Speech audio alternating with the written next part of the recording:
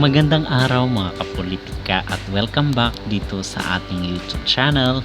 In this video is atin naman pong pag-uusapan itong Miss Charm na ginanap sa bansang Vietnam kasi officially ay hindi po nakapasok.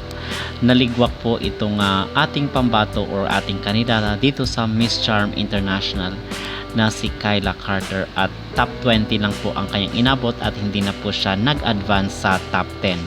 Ngayon controversial at ating bibigyan ng reaksyon itong mga komento ng mga netizen na cooking show or naluto daw itong nasabing beauty contest. Pero bago ang lahat ay huwag kalimutang mag-like at mag-subscribe na rin kayo para updated kayo sa ating mga latest issue. At nitong nakarang mga buwan is nag-post po tayo tungkol dito sa Miss Charm na kung saan ay gaganapin sa bansang Vietnam. And nung una is umani rin po ito ng mga samot-saring reaksyon at opinion ng ating mga netizen dahil dito na naman sa Vietnam which is meron tayong hindi magandang karanasan sa ating mga kandidata or mga pambato na ipinapadala dito sa bansang Vietnam.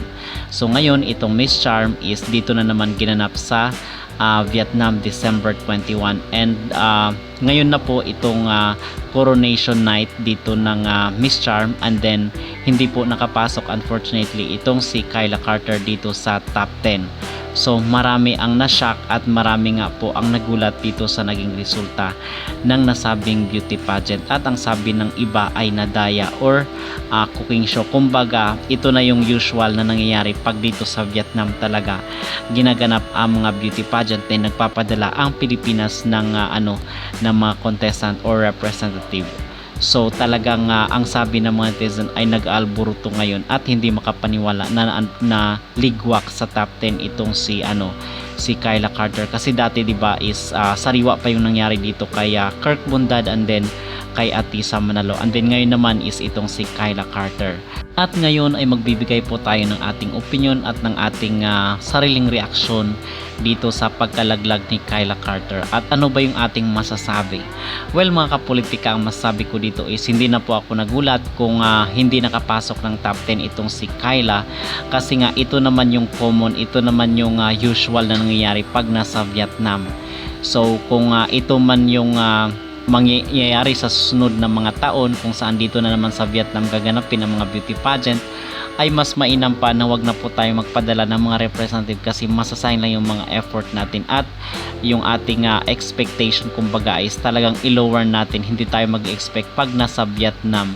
So tama yung mga mga hinala at yung mga kutob ng mga tao na pag itong Miss Charm nitong mga nakarang buwan ang sabi nila pag sa Vietnam daw i-held ay hindi na daw tayo mag-expect na mananalo or makakapasok sa top 5 kasi parang grabe po kasi talaga mga kapolitika. Para sa akin ang inggit ng Vietnam na talagang ini-ignore nila, dinidisregard nila ang Pilipinas. So tayo po ay personally naniniwala na talagang luto-luto itong itong nangyari dito sa Miss Charm International. But on the other hand naman po mga kapolitika is hindi rin po nakapasok itong Thailand at itong Puerto Rico na isa rin po sa mga frontrunner dito sa nasabing beauty contest. So hindi natin alam kung ano yung mga closed door meeting nila at ano yung ginawa, bakit nalaglag si Kyla Carter. Isa lang po ang masasabi natin na talagang tayo at kumbinsido na sa mga ganitong mga pageant, especially na nakapasok itong si Indonesia, ay talagang may something dito sa mga beauty pageant, especially pag hiniheld ito sa Vietnam.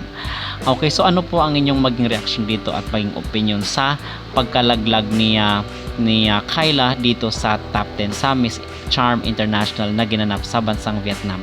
Mag-comment down below at huwag kalimutang mag-like at mag-subscribe na rin kayo para updated kayo sa ating mga latest issue.